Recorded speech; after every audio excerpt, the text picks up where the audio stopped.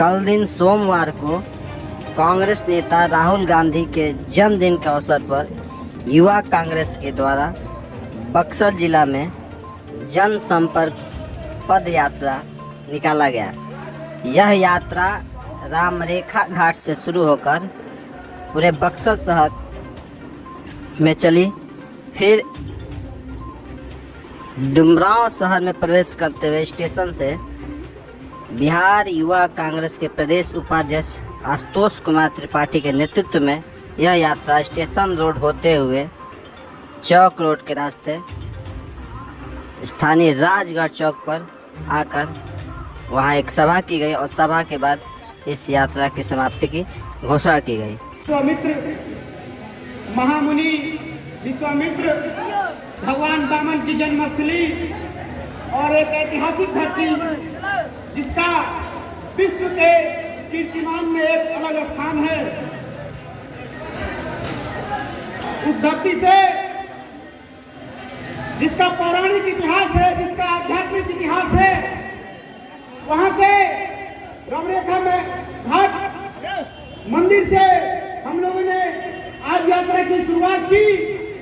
ये यात्रा बक्सर जिले में अभी और निरंतर जो भी जगह छूट गया है वहां पहुंचने का काम करेंगे।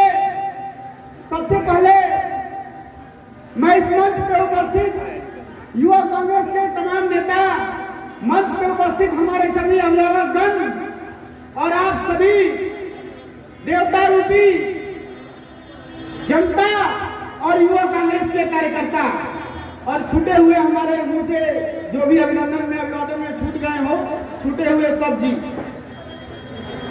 ये यात्रा सिर्फ पैदल चलने का विषय नहीं है।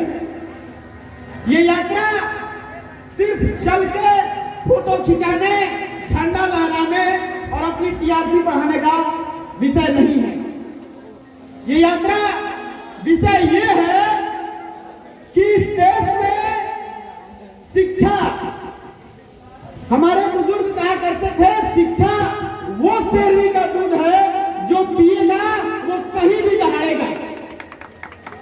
हम धन्यवाद कर देना चाहते हैं मंच पर उपस्थित हमारे अभिभावकों को, जिन्होंने हमें इतनी शिक्षा दी कि सही को सही और गलत को गलत कहने का हिम्मत और अनुभव और ज्ञान हमें मिल सका। इस देश में दो धाराओं की लड़ाई चल रही है साथियों। एक वो जो सत्ता में आसीन है, एक वो जो सत्ता में न रहते हुए अपनी बातों को कहना चाहते हैं, अपनी बातों को जनता के बीच में बताना चाहते हैं। ये शुरुआत में ही 2014 से ये टपोर संघी सरकार ये प्रचार करते से दुष्प्रचार करके लोगों को ठगने का काम कर रही है। हिंदुत्व और अध्यात्म के नाम पे हमारे मनोभावना से खेलने का काम कर रही है।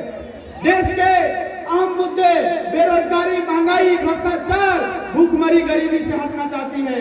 हमने इनसे कहा बेरोजगारी दूर करने के लिए आपकी क्या नीति है, ये संसद से बाहर चले जाते हैं। हमने इनसे पूछा कि आपके ये हम दो हमारे दो, मोदी प्लस अडानी मोडानी का क्या कॉन्सेप्ट है, ये संसद से बाहर जाते हैं। हमने इनसे पूछा आप बताइए क्यों हर धर्म का विषय, हर धार्मिक ठिकान भाजपा से ही जुड़ा क्यों होता है। हमने इनसे पूछा आप बताइए ये कौन सा ऐसा संस्कार है जो आपको सिखाता है बार बार धर्म की आड़ पे अपनी निकम्मी कारनामों को और अपने निकम्मे कृत्यों को छुपाने का काम करते हैं।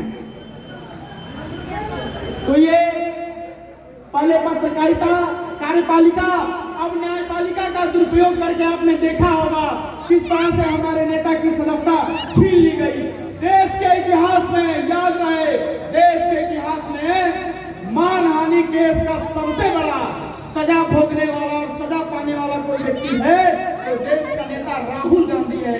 2 साल की सजा सिर्फ इसलिए कि उन्होंने कहा इन सब चोरों का सरनेम मोदी कैसे है।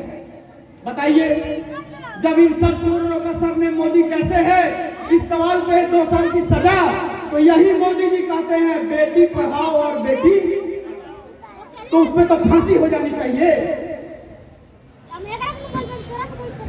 सवाल ये है कि सिर्फ एक नेता किसी हमारे राष्ट्रीय नेता, हमारे नेता का नहीं है।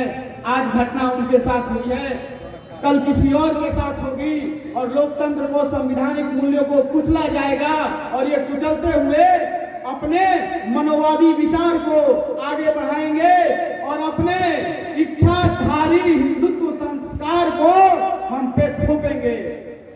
इसलिए रात का समय है, बहुत ज्यादा भाषण देने का वक्त नहीं रहा, क्योंकि 10 बजे के बाद ध्वनि विस्तारक यंत्र का प्रयोग नहीं किया जाता है और 10 बजे तक ही हमारे जिला प्रशासन के माध्यम से हमें अनुमति है। इसलिए इस कार्यक्रम को सफल बनाने वाले सभी सहयोगी, लाइट हो, बाजा हो, गाड़ी हो, और हमारे नौजवान साथी, हमारे कार्यकर्ता, हमारे छोटे भाई लोग जो पूरी यात्रा 12 किलोमीटर झंडा धो के, झंडा उठा के राहुल गांधी जिंदाबाद नारा को बुलंद करते हुए और भारत जोड़ो यात्रा के नारा को बुलंद करते हुए यहाँ आए हैं। आप सबका एक बार फिर से मैं धन्यवाद देता हूँ और इसी बातों के साथ मैं समाप्त करता हूँ कि हम फिर मिलेंगे और अपनी मजबूत विजन और ताकतवर और इच्छाधारी और मजबूत इच्छा शक्ति के साथ आपके पास आएंगे,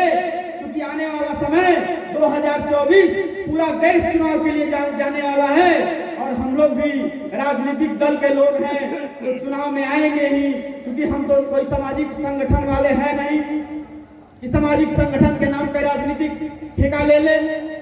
हम लोग राजनीतिक दल वाले हैं और 2024 के चुनाव में आपके बीच फिर से आएंगे। इन्हीं चंद शब्दों के साथ मैं अपनी बातों को समाप्त करता हूं। जय हिंद, जय भारत, जय मातृभूमि।